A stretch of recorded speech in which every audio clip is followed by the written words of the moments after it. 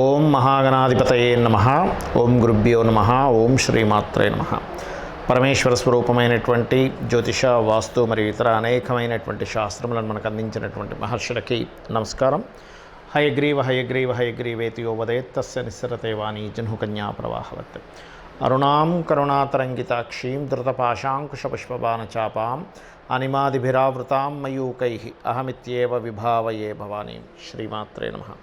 ప్రేక్షకులకి ఆ లలితాంబిక అమ్మవారి యొక్క అనుగ్రహం పరిపూర్ణంగా కలగాలని మనస్ఫూర్తిగా కోరుకుంటూ మనం ఈరోజు మే మాసంలో 1వ తేదీ నుంచి 31వ తేదీ వరకు ద్వాదశ లగ్నాల వారికి, ద్వాదశ లగ్నం తెలియనటువంటి వారు రాసుల నుంచి చూసుకోవచ్చు. వారికి ఏ విధంగా ఈ యొక్క మాసంలో ఏ విషయాల్లో అద్భుతంగా ఉంటుంది, ఏ విషయాల పట్ల కాస్త జాగ్రత్త వహించాలి, మరియు ఏ దేవత ఆరాధన చేసుకుంటే మీకు ఇబ్బంది ఉండదు అనేటువంటిది తెలుసుకుందాం. దానికంటే ముందు అసలు గ్రహస్థితి ఏ విధంగా ఉంది అని చూసుకున్నట్లయితే మనకి మేషంలో రవి గురువుల యొక్క కలయిక ఉంది. కాకపోతే ఈ గురువు మనకి మే 1వ తేదీ 2వ తేదీ నుంచి ఆల్మోస్ట్ 1వ తేదీ ఈవినింగ్ లోపల అండ్ 2వ తేదీ నుంచి వృషభంలోకి మారిపోతున్నాడు. రవి 14వ తేదీ నుంచి, శుక్రుడు అక్కడే ఉంటాడు. అదేవిధంగా కేతువు కన్యారాశిలోని మరియు శని కుంభరాశిలోనే, మీనరాశిలో కుజ బుధ రాహువుల యొక్క సంచారం జరుగుతూ ఆ యొక్క బుధుడు 11వ తేదీ నుంచి మన మేషరాశిలోకి సంచరిస్తాడు. ఈ యొక్క గ్రహస్థితిని అనుసరించి ద్వాదశ రాశుల వారికి ఎలా ఉంటుంది అనేటువంటి విషయం మనం ఇప్పుడు తెలుసుకుందాం. కర్కాటక లగ్నము, కర్కాటక రాశి మీకు చూసుకున్నట్లయితే ఈ మాసంలో ప్రత్యేకంగా మీకు కలిగేటువంటి గొప్ప ఫలితం ఏమిటి? ఎందుకంటే 14వ తేదీ నుంచి లాభస్థానంలో మీకు రవి గురువులు కలిసి ఉంటున్నారు. అందులోని కర్కాటకం వారికి 2వ అధిపతి రవి అంటే ధనాధిపతి, లాభంలో ఉన్న గ్రహంతో కలుస్తున్నాడు. కాబట్టి కుటుంబాభివృద్ధితో పాటు సంతానం కోసం మీరు ఎప్పటి నుంచో ఎదురు చూస్తూ పలానా మెడిసిన్స్ వాడుతున్నటువంటి వారికి చక్కటి ఫలితం వస్తుంది. దీంతోపాటు రాజకీయంగా ఎదిగేటువంటి యోగాన్ని ఇస్తుంది. కాకపోతే 3వ స్థానంలో కేతు ఉంటూ 3వ అధిపతి నీచ పొందుతున్నాడు. కాబట్టి ఈ 11వ తేదీ వరకు ఉన్నటువంటి గ్రహస్థితి ఏదైతే ఉందో, మీకు బుధుడు నీచస్థానంలో ఉన్నందుకు మీరు ఏదైనా అగ్రిమెంట్స్ చేసేటప్పుడు, మధ్యవర్తిత్వంగా వెళ్ళి మాట్లాడేటప్పుడు, ఎవరితోనైనా ఏదైనా మెయిల్ చేసేటప్పుడు, లేదా మీ సిబ్లింగ్స్, మీ తమ్ముళ్ళ వరుస వారు, లేదా మీ బావమరిది, బావ, ఈ చుట్టాలతో ఏదైనా ఒక్కోసారి చూడండి పలానా ఏదో విషయం జరిగిందని మనం గాసిప్ ఏదో విని అది నిజమనుకొని ఇంకోలి చెప్తూ ఉంటాం. గాసిప్స్ విషయంలో కర్కాటక రాశి వారు చాలా జాగ్రత్తగా ఉండాలి, గుర్తుపెట్టుకోండి. అలాగే ఈ యొక్క మాసంలో మీరు ఏదైనా ప్రాపర్టీ కానీ, వాహనం కానీ, ఏదైనా కొత్త విద్యలు నేర్చుకోవడానికి కానీ చాలా యోగ్యవంతంగా ఉంది, గుర్తుపెట్టుకోండి. అలాగే ఇక్కడ ఏదైనా టీచింగ్, ట్రైనింగ్స్ రిలేటెడ్ వాటి మూలంగా మీకు ధనయోగం చూపిస్తుంది. ధనాధిపతి అయినటువంటి రవి గురువుతో కలుస్తున్నందుకు మరియు ప్రేమ వ్యవహారాలకు సంబంధించిన విషయంలో మంచి పాజిటివ్ ఫలితాలు మీరు ఈ మాసంలో పొందుతారని చెప్పి మరింత అద్భుతంగా ఈ యొక్క గ్రహస్థితి సూచిస్తుంది. అయితే ఇక్కడ అష్టమ శని, దీనికోసం మీరు చాలా స్ట్రెస్ అవుతూ ఉన్నారు. ఏమిటి అష్టమ శని ఎప్పుడైపోతుందో అని. ఇప్పట్లో అయ్యేది కాదు, ఇంకో సంవత్సరం నెల చూపిస్తుంది దాదాపుగా. అయితే మరి దీని గురించి భయపడాలా? ఏమి టెన్షన్ పడకండి. ఏదో అయిపోతుందని ఏమి టెన్షన్ పడక్కర్లేదు. చాలా సింపుల్గా ఏం లేదు. శనివారం వచ్చింది, చక్కగా నవగ్రహాల్లో శని భగవానుడి దగ్గరికి వెళ్ళండి. స్వామి, నీ యొక్క అనుగ్రహంతోనే నాకు అన్నీ వస్తున్నాయి, నీ యొక్క అనుగ్రహం కావాలి అని అనుకోండి. చక్కగా మీరు ఏం చేస్తారంటే అక్కడ దీపారాధన చేయండి. వీలైతే ఎప్పుడైనా నెలకి 2 నెలలకు ఒక్కసారి అయినా సరే చక్కగా తెల్ల నువ్వులు, నీలమనుగు వస్త్రము ఆనందంగా ప్రీతిగా దానంగా ఇవ్వండి. శని భగవానుడి యొక్క ప్రభావం చాలా తగ్గుతుంది. దీంతోపాటు భిక్షాటం చేసేవారు, కోసం ఫుడ్ కోసం ఇబ్బంది పడేవారు, వస్త్రం కోసం ఇబ్బంది పడేవారు మనకు చాలామంది కనిపిస్తుంటారు రోడ్ల మీద. వాళ్ళకి మీకు తోచిన సహాయం ఏదో ఒకటి చేయండి. లేదా మీ కిందన పనిచేసేవారు ఉంటారు, మీ ఇంటికి పని మనిషిగా వచ్చే మనిషి కావచ్చు, ఎవరైనా ఉంటారు, వారికి మీరు ఏదైనా కొని ఇవ్వండి. చొక్కానో, ప్యాంటో, లేకపోతే వస్త్రమో, ఏదైనా అన్నం తినడానికి ఏదైనా ఒక స్వీట్ డబ్బానో ఇలా ఇచ్చినట్లయితే ఏమవుతుందంటే శని భగవానుడు ఆనందిస్తాడు. దీనివల్ల మీకు బాగుంటుంది, అష్టమ శని ప్రభావం తగ్గుతుంది.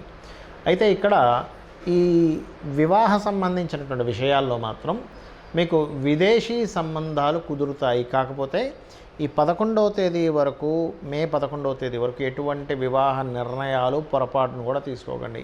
కేవలం వివాహ నిర్ణయాలు ఒకటే గుర్తుపెట్టుకోండి. మీరు వివాహ నిర్ణయాలతో పాటు ఇక్కడ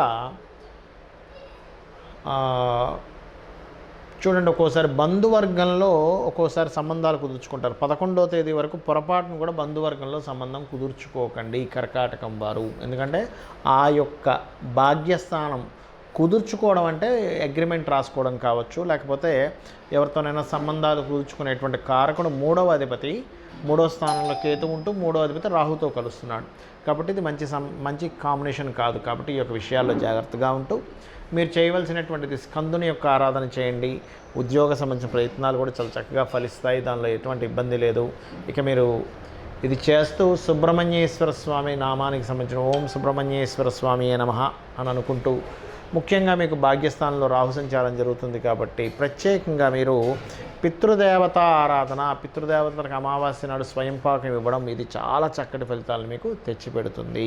చాలామంది నన్ను అడుగుతుంది ఏంటంటే, ఏమంటే మాకు జాతక చక్రం లేదు, డేట్ ఆఫ్ బర్త్ తెలియదు, టైం తెలియదు, నక్షత్రం తెలియదు, మరి మేము ఈ మే మాసంలో ఎటువంటి జాగ్రత్తలు తీసుకోవాలి? మనం జనవరి ఆల్మోస్ట్ డిసెంబర్ నుంచి చెప్తూ వస్తున్నాం. ఫిబ్రవరి నుంచి మే వరకు ఉన్నటువంటి కాంబినేషన్ ఏదైతే ఉందో, సాటర్న్ అంటే శని రవి, శని కుజ, అదేవిధంగా కుజ రాహు, ఈ కాంబినేషన్స్లో వెళ్తున్నాయి. కాబట్టి లైఫ్లో అంటే ప్రపంచవ్యాప్తంగా కావచ్చు, దేశవ్యాప్తంగా కావచ్చు, మనం ఊహించనటువంటి మలుపులు, ఎవరు ఎక్స్పెక్ట్ చేయనటువంటి పోలీస్ డిపార్ట్మెంట్ కావచ్చు, మిలిటరీ కావచ్చు, గొడవలు కానివ్వండి, ఒక రకమైనటువంటి ఉంటాయని చెప్పి నేను చెప్తూ వస్తున్నాను యాజ్ ఇట్ ఈజ్గా. ఎందుకంటే ఇదేదో మన గొప్పతనం కాదు, వెరీ క్లియర్లీ మనకి ముండేన్ ఆస్ట్రాలజీ అంటారు, మైథుని జ్యోతిష్యం అని, ఆ యొక్క దాంట్లో చాలా స్పష్టంగా ఉంది ఈ కాంబినేషన్స్ అనేవి. కాబట్టి అందరికీ నేను చెప్పేది ఒకటే, మే ఎండింగ్ వరకు కూడా కొంత జాగ్రత్తగా ఉండండి. ఎక్కువగా అంటే ఎక్కువ పబ్లిక్ ఉండేటువంటి ప్రదేశాల్లో కొంత జాగ్రత్తగా ఉండండి. అయితే ఇక్కడ రాశి, నక్షత్రము, లగ్నము ఏమీ తెలియనటువంటి వారు ఒకటే గుర్తుపెట్టుకోండి, వీలైతే మీకు పెద్దగా నేను ఏ పూజలు చేయించుకోలేనండి, కొంచెం నా ఆర్థిక స్తోమత బాగాలేదు అనుకునేటువంటి వారు సింపుల్ టెక్నిక్ ఒకటి చెప్తా. మీకు దగ్గరలో గోశాల ఉంది, చక్కగా పిడికెడు బెల్లం పెట్టండి చాలు, క్యారెట్స్ తినిపించండి, లేదా బీట్రూట్స్ లాంటివి గోవుకు తినిపించండి చాలు, ఇదే మిమ్మల్ని కాపాడుతుంది. అంటే ధనం లేదండి, లేదు అది కూడా తినిపించలేని స్థితిలో ఉన్నానండి అన్నప్పుడు ఇంట్లో కూర్చొని చక్కగా చండీ పారాయణం వినండి. విన్నా సరిపోతుంది, మీరు వెళ్ళి చేసేయాలని రూల్ ఏమీ లేదు, గుర్తుపెట్టి వినండి. లేదంటే నాకు స్తోమత ఉంది, నా దగ్గర 4 డబ్బులు ఉన్నాయి, నేను చేసుకోగలను అన్నప్పుడు మీరు ఖచ్చితంగా చండీ పారాయణం చేసుకోవడము, చండీ హోమంలో పార్టిసిపేట్ చేయండి. దీని ద్వారా ఏమవుతుందంటే మీకు ఖచ్చితంగా మీరు ఏదైతే ఇబ్బంది పడబోతున్నారో ఆ అమ్మవారు మిమ్మల్ని కాపాడుతుంది.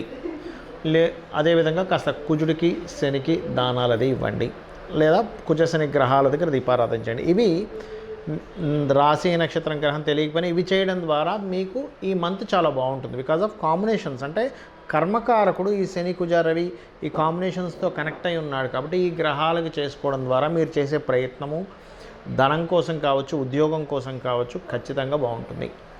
అయితే ఇక్కడ చాలామందికి ఏంటంటే, ఏమండి మరి మేము అంటే కొంతమంది అడుగుతూ ఉన్నారు, నాకు దాని గురించి చెప్తున్నాను. ఈ గోచారం గురించి చెప్తున్నారు, ఈ లగ్నం గురించి అంటున్నారు, కాసేపేమో రాశి గురించి అంటున్నారు, అసలు ఏది తీసుకోవాలని అడుగుతూ ఉన్నారు. మీకు లగ్నం కనుక తెలిస్తే లగ్నం నుంచే మీ యొక్క గ్రహస్థితిని పరిశీలన చేసుకోవాలి. అంటే గోచార గ్రహాలు కూడా తెలియదు, లగ్నం తెలియదు, రాశి నుంచి చేసుకోవచ్చు సెకండ్ ఆప్షన్. ఎందుకంటే మీరు ఇప్పుడు ఏదైతే అనుభవిస్తున్నారో ఈ జన్మలో, అది భోగం కావచ్చు, రోగము కావచ్చు, నిస్సహాయ స్థితిలో ఉండడం కావచ్చు, ఏమైనా కానీ మీరు అనుభవిస్తున్నారంటే మీరు పోయిన జన్మలో చేసినటువంటి మంచి కర్మ లేదా దుష్కర్మ. కాబట్టి ఈ యొక్క జన్మలో మీకు బాగా బాగుండాలి అంటే పూర్వజన్మలో చేసిన పుణ్యకర్మ రావాలి. ఇబ్బంది పడుతున్నారంటే పాపకర్మ కనెక్ట్ అయిందని అర్థం. అది మీ జన్మజాతకంలో ఉండే లగ్నము, మీ జాతక చక్రంలో ఉండే గ్రహాల స్థితిని బట్టి జ్యోతిష్శాస్త్రం చాలా స్పష్టంగా చెప్తూ ఉంటుంది. అంటే మీరు జన్మించిన సమయం, తేదీ, నెల, సంవత్సరం, ప్రాంతం వీటన్నిటిని తీసుకుని మీ లగ్నం ఎలా ఉంది, లగ్నాన్ని బట్టి మనిషి యొక్క తత్వం ఉంటుందండి. అసలు మనిషినే చూడకుండా చాలా స్పష్టంగా లగ్నాన్ని చూసి ఈ వ్యక్తి ఇలాంటి వ్యక్తి అని చెప్పొచ్చు. అదే జ్యోతిషాస్త్రం యొక్క గొప్పతనం. అతని యొక్క ధనస్థానాన్ని బట్టి అతను ఏ ప్రయత్నం చేస్తే ఇతనికి ఫైనాన్షియల్గా బాగుంటుంది, ఏ దేవతా ఆరాధన చేసుకుంటే ఇతనికి పూర్వజన్మలో ఉన్నటువంటి పాపము తొలగిపోయి ఫైనాన్షియల్ గ్రోత్ పెరుగుతుంది అనేటువంటి చాలా స్పష్టంగా చెప్పొచ్చు. ప్రయత్నాలు కావచ్చు, గృహం ఏ దిశలో నివసిస్తే బాగుంటుందని కావచ్చు, ఎటువంటివి చదివితే దానికి భవిష్యత్తులో బాగుంటుందని కావచ్చు, ఇప్పుడున్న నడుస్తున్నటువంటి మహాదశ ఎలా యోగిస్తుంది, ఒకవేళ యోగించాలంటే ఏం చేసుకోవాలి. చాలామంది ఏమనుకుంటారంటే జ్యోతిషాస్త్రం అంటే యోగించట్లేదంటే ఏదో వేలు లక్షలు పెట్టి పూజలు చేయించుకోవాలనుకుంటారు. అది పూర్తిగా తప్పండి. మీ దగ్గర ధనం లేదు, అమ్మవారి నామాన్ని రూపాయి ఖర్చు లేకుండా ఇంట్లో కూర్చొని చేసుకోవడం ద్వారా మీరు ఉద్ధరింపబడతారు. ఈ కలియుగానికి ఉన్నటువంటి గొప్పతనం అలాంటిది. అంటే చక్కగా ఇంట్లో కూర్చున్నారు, డబ్బులు లేవు, ఏమి టెన్షన్ పడకండి, నాకేదో గ్రహస్థితి ఇలా అయిపోతుంది అలా అయిపోతుంది, ఏం టెన్షన్ పడకండి. చక్కగా ఇంట్లో కూర్చొని శ్రీమాత్రే నమః చేసుకుంటే మీ పనులు మీరు చేసుకోండి. అలానే ఇంట్లోనే కూర్చొని ఏ పని చేయొద్దని చెప్పట్లే. ఇంట్లో మీకు ధనం లేకపోతే శ్రీమాత్రే నమః అనలేరా? అనగలరుగా, చక్కగా అనండి, సరిపోతుంది. అమ్మవారే రక్షిస్తుంది. అమ్మ ఎలా రక్షిస్తుందో అలా చక్కగా అమ్మవారు రక్షిస్తుంది. మీకున్నటువంటి స్థితి ఏదైతే ధనం కోసమా, లేకపోతే ఉద్యోగం కోసమా, వ్యాపార అభివృద్ధి అవ్వట్లేదా, ఖచ్చితంగా అమ్మవారు మిమ్మల్ని రక్షించి తీరుతుంది. కాకపోతే ఏంటంటే మీరు ఫిక్స్ అవ్వాలి, నేను ఇది చేస్తున్నాను, నన్ను అమ్మవారు రక్షిస్తుంది. ఇంకా ఫైనల్ ఇంకోటి మరొకటి లేదు, ఈ విశ్వాన్ని మొత్తం ఇంత పెద్ద విశ్వాన్ని నడిపిస్తున్న అమ్మవారికి మీ చిన్న ప్రాబ్లం తీర్చడం పెద్ద కష్టమా అనేటువంటిది ఒక్కసారి మీరు ఆలోచించి మీ ప్రయత్నం మీరు చేయండి.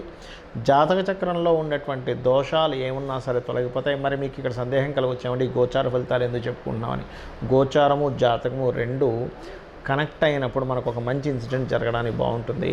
గోచారం అనుకూలంగా లేనప్పుడు, మన జాతకం అనుకూలంగా లేనప్పుడు ఎటువంటి సిచ్యువేషన్స్ మనకు ఏర్పడతాయని చెప్తున్నటువంటిదే గోచారం.